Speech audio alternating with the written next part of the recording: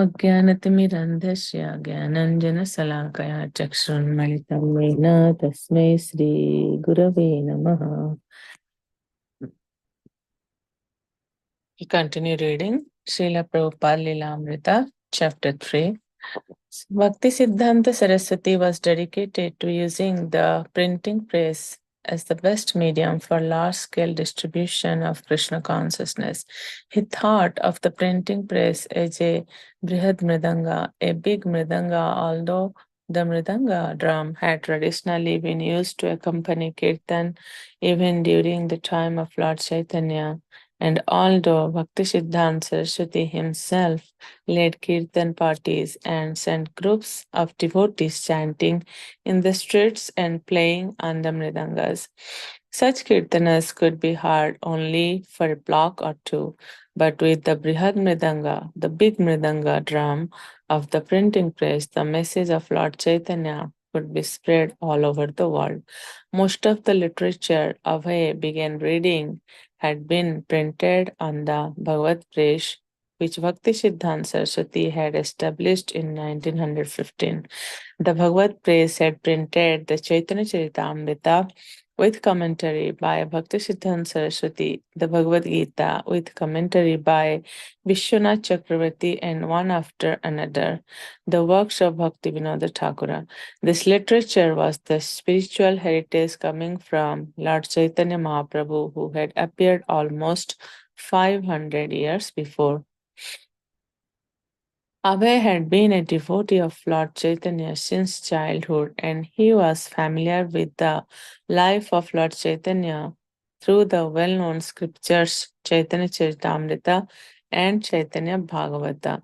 He had learned of Lord Chaitanya not only as the most ecstatic form of a pure devotee who had spread the chanting of the holy name to all parts of India, but also as the direct appearance of Sri Krishna himself in the form of Radha and Krishna combined.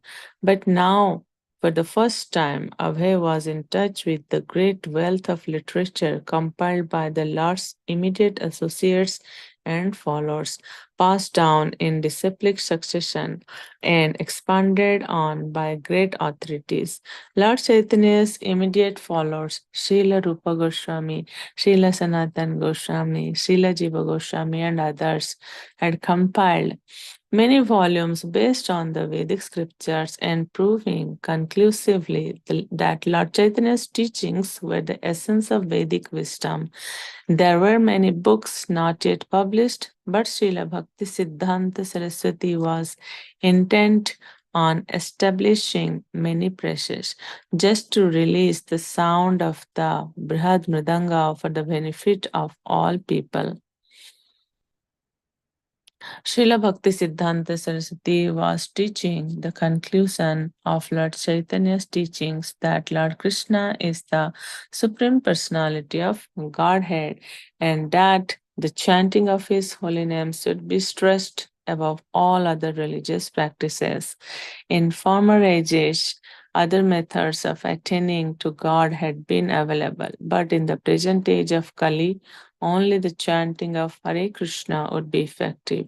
On the authority of the scriptures such as Brihan Naradiya Purana and the Upanishads, Bhaktivinoda Thakura had specifically cited the Mahamantra Hare Krishna, Krishna Krishna, Hare Hare, Hare Ram, Ram Ram, Hare Hare. Lord Krishna himself had confirmed in Bhagavad Gita that the only method of attaining him was devotional service. Abandon all varieties of religion and just surrender unto me. I shall deliver you from all sinful reactions. Do not fear. Abhay knew these verses. He knew the chanting and he knew the conclusions of the Gita. But now, as he eagerly read the writings of the great Acharyas, he had fresh realizations of the scope of Lord Chaitanya's mission. Now he was discovering the depth of his own Vaishnava heritage and its efficacy for bringing about the highest welfare of people in an age destined to be full of troubles. Srila Bhaktisiddhanta was often traveling and Abhay was busy with his family and business. So to arrange another meeting was not possible.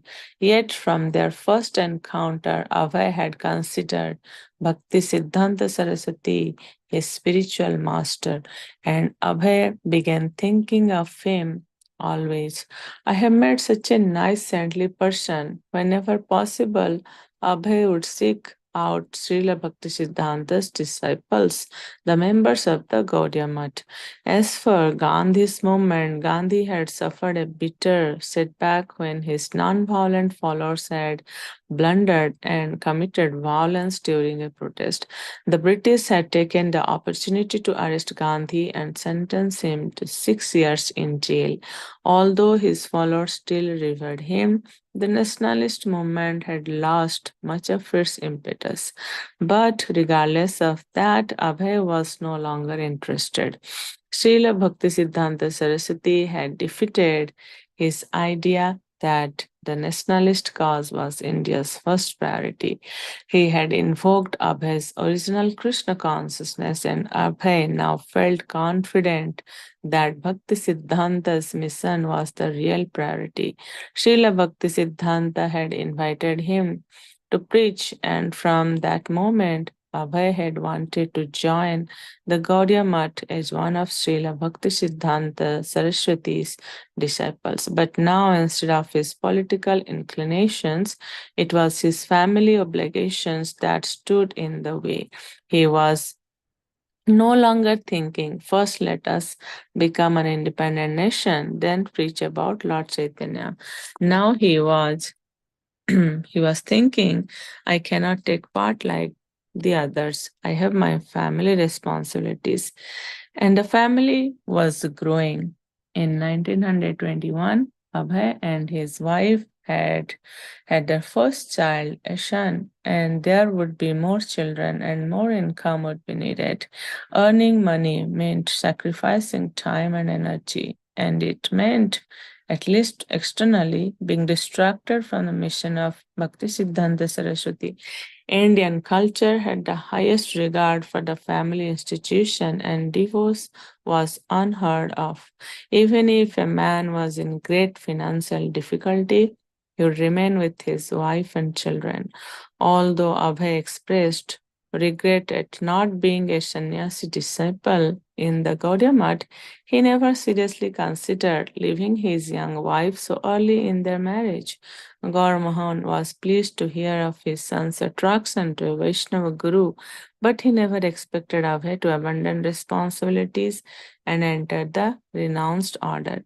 A Vaishnava could remain with wife and family, practice spiritual life at home, and even become active in preaching. Abhay would have to find ways to serve the mission of Bhakti Siddhanta Saraswati as a family man. We stop here. A few realizations like how Srila Prabhupada got inspired from Bhakti Siddhanta Saraswati Thakur at his first meeting with him. So that's the difference. You see, that's the influence of great souls. Like sometimes we take years to find our spiritual master. We go here, we go there. But you see, Srila Prabhupada at his first meeting, and before that meeting also, he was like thinking our independence is the first priority. The very first meeting, he got inspired so much from his Bhaktisiddhanta Saraswati Thakur that he decided that he's the one. He should be he's just not should be like he's the spiritual master for him, and his views got changed from like he prioritized different things like the Krishna consciousness is the immediate priority. And also we see how Srila Prabhupada is giving us example like even though we are in Grihastha Asrama, still we can engage ourselves in Krishna consciousness. We should not like leave our family and go somewhere practice there. No, we we can also remain in like Grihastha Asrama. That's why it's called Grihastha Asrama, where we take responsibility, family responsibilities, and also we engage ourselves in Krishna consciousness, because that's the first priority. And how we see like Srila Prabhupada, he knows everything, like the teachings of Lord Chaitanya, teachings of Bhagavad Gita, how chanting the holy name, everything he knew. But like he just that one opportunity, like to meet with Srila Bhaktisiddhanta Saraswati Thakur, and everything got changed.